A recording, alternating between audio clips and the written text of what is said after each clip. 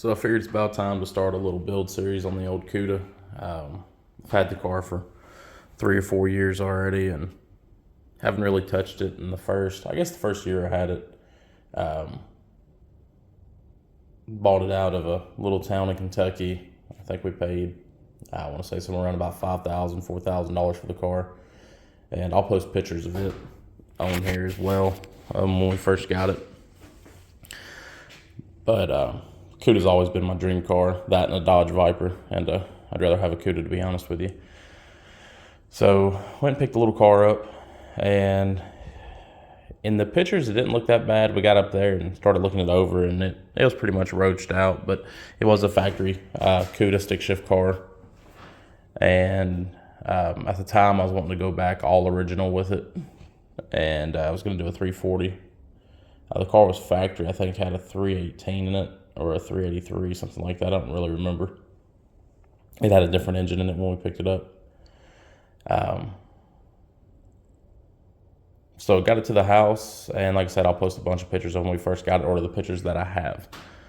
And got it to the house, started working on it, got it stripped down, sent it off to sandblast, and not trying to throw anybody under the bus or anything like that, but we sent it to a shop out in McMinnville, Tennessee, that is known for doing body work and all that good stuff. I should say sheet metal work, replacing panels and doing custom cars. I'm not going to say the shop's name.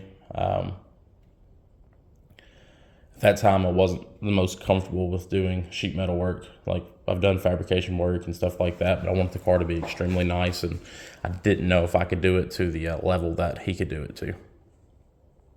So we dropped the car off out there, and heck, I don't even remember how much money worth of AMD metal we ordered, and got it sent out there. Then the first week or two we had the car out there, he sent me a bill for I want to say it was like around $6,000. I'm just your average person. I don't have that kind of money. So I scrounged up enough money, paid that bill. And when we first sent the car out there, we told him that we wanted to spend somewhere between, I think it was $1,500 and $2,000 a month on the car. So, just do $2,000 worth of work on the car each month, $1,500 each month, and we were perfectly fine with that. And I was going to stretch it out over, 5 months, 6 months, however many months it may need to be for the car to get all the body work done. So, like I said, the first couple weeks he sent me a bill for $6,000. And he's like, "Oh, I promise that's the only bill that's going to be that high." Well, I said, "Okay, then let's go from there and we'll see what we can do." So I scrounged up the money, got that bill paid. And then I think it was 3 weeks later, not even a full month, I get another bill, and it's $3,600 or something like that. I was like, "What happened to the $1,500, $2,000?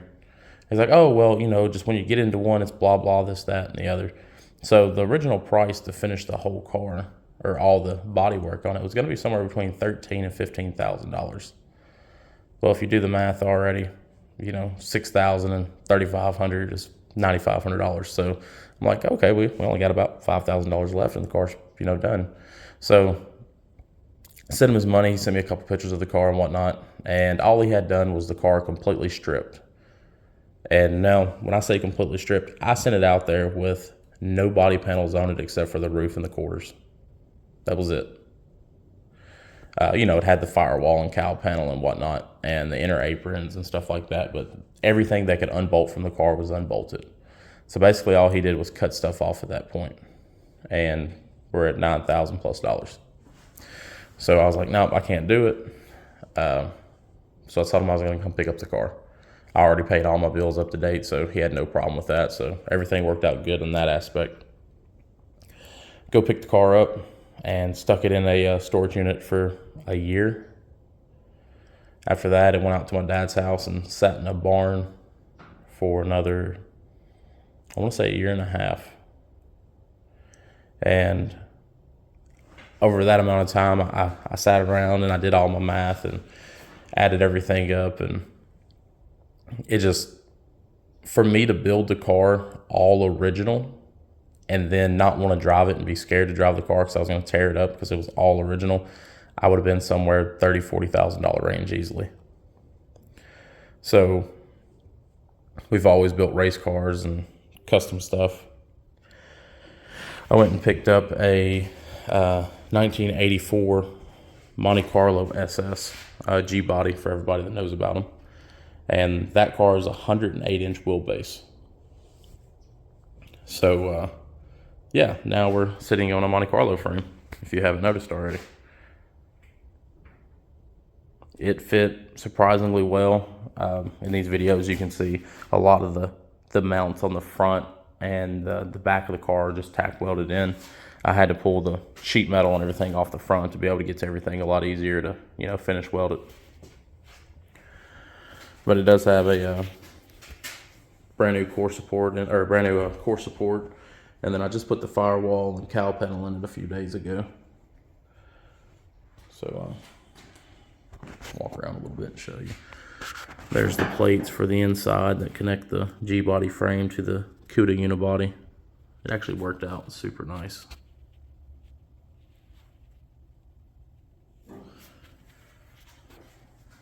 But I'll get to showing you more of that here in a little bit. And in the video, I'll include some pictures because the first ones, I'm going to have to kind of catch you all up on everything. So, fast forward, like I said, a year or two later, whatever it may be, after I get the car back from my dad's. And I picked up an 84 G-body, Monte Carlo SS. Bought it out of Southside Towing impound lot in Nashville, Tennessee.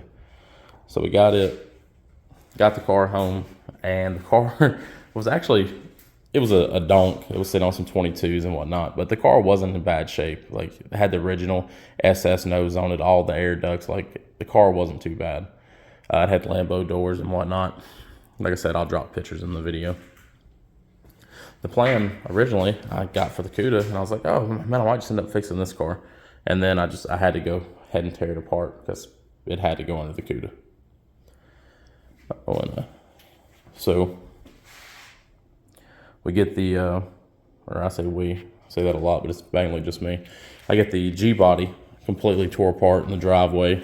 It took me a day and a half, I think, maybe a day, completely stripped.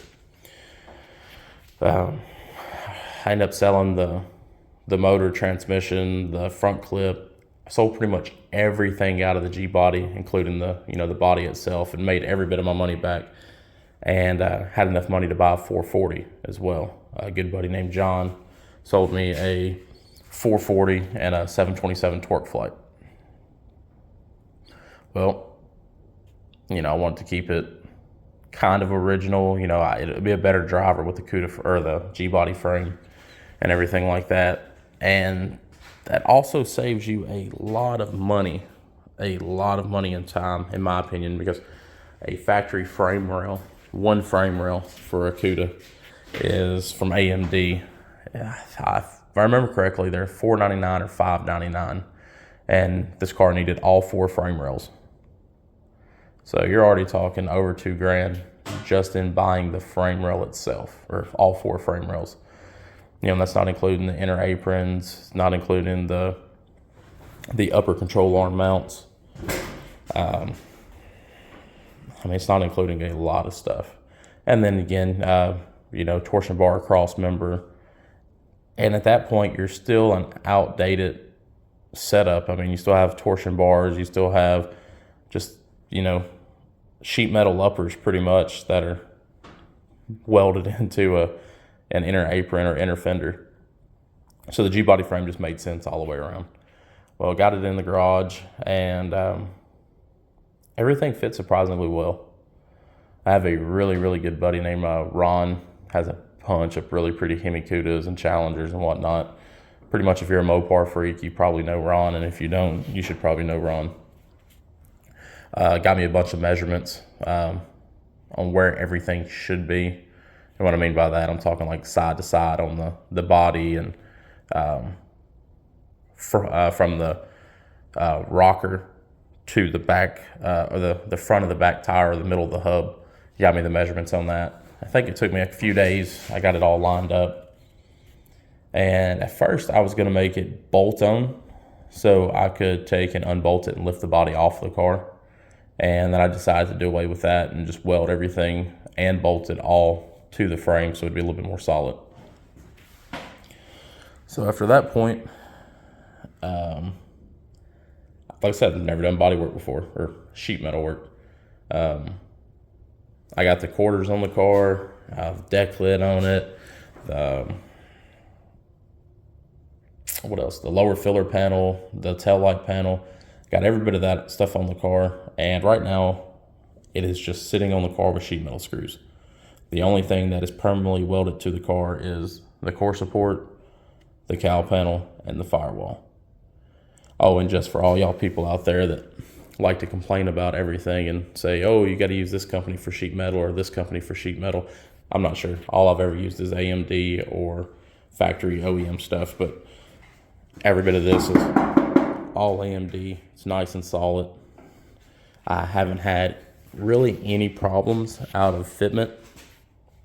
And what I mean by that is everything fits like it should.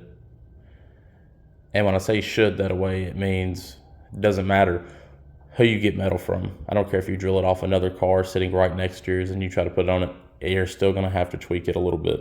Nothing's going to bolt right on. Nothing's going to sit there and fall right into place so you can throw a couple tack welds on it. It's not going to happen. You can buy it from any company you want to, and you're still going to have to work with it. And that's just that. When I put the firewall back in the car, and the core support, or the cowl panel and the firewall, I was going to put the inner aprons back in it and run this hood over here.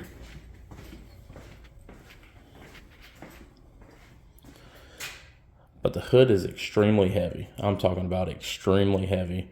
And I didn't like the inner fenders in it. It just made it feel all claustrophobic and not enough room for anything. And this way, there's just so much more room for activities. So basically, I caught you up on a extremely quick summary of it. And like I said, I'll post a bunch of pictures to go with this first video. And then the rest of them will just be, I was working on the car and whatnot and getting it where it needs to be to run. I did go pick up a Holley 302-2 oil pan for my dad. He had it on a 5.3 out there. It's been sitting for a long time, but it was never actually ran. I think we're almost caught up. Oh, one more thing. A buddy of mine named Jerry sold me a Chevy 3500 Express van, 2015 model. And got a great deal on it. Pulled the motor out of it the same day. And I know a lot of you purists are going to be flipping in your graves, but we're going to LS swap the cuda. It's the simplest thing to do to get all the creature comforts you want out of it. But besides just your basic LS swap, this is a L96, so it's square port heads. I think they're, if I remember correctly, actually I'll just look, I think they're 823s. What are these? I can't remember the casting number on them. Yeah, 823s. I don't know if you can see that or not. And these motors are good for supposedly around about 1,000 wheel horsepower, but it won't stay stock. I'm gonna just do a little simple piston and rod setup on it, trunnion upgrade, all your basic stuff, a really nice cam in it, and I'm gonna go ahead and just put a LSA supercharger on the top of it, and I'm hoping to be somewhere in the 700 horsepower range. And I am keeping the car. It was a stick shift factory, but I'm going to go ahead and just put automatic in it for the ease of everything. Not have to worry about a clutch setup, hydraulic cylinders, and all that bullshit. Just make it a really, really nice driver. And it's a 6L90 transmission, so I have all the gear in the world that I'll need. Be a great cruising car. And the rear end, I'm going to put a 4.9-inch under it. Probably a 410 or 411 gear with that 6-speed. That's basically be like almost the same gear ratio as my truck outside. I think it'll be a very nice driver, and you can't really complain about 700 plus horsepower out of a supercharged LS. And I'm not really sure what I guess you'd say tuning software or management or computer or however you want to say it to use. I was looking at a Holley Terminator Max or X or something like that, and then I looked at I want to say it was a Holley Dominator. Just not sure which one to use yet. So, but so far, I mean, everything's lined up pretty well. The back glass sits in it like it should. The trunk, to keep everything a little bit lighter and easier to work with, I'm probably going to quick latch the trunk or hood pin it. This would be like a pull off trunk. It's not very heavy, so the only thing that's not new on the car is some of the inner roof structure. Most of it's new, and the doors, rocker panels are new. Pretty much everything on the car is new. So, the rear deck panel, filler panel is not new, but pretty much anything you can buy new for this thing is pretty much new because it needed it all. So before everybody, jumps on there, oh, you put a cuda on a G-body frame, I'll just put it very nicest way I can put it and very simple. It's my car. I'm gonna do what I want with it. Y'all can enjoy the ride and have fun, watch me build it, or y'all can cry about it. Either way, you're still watching the videos.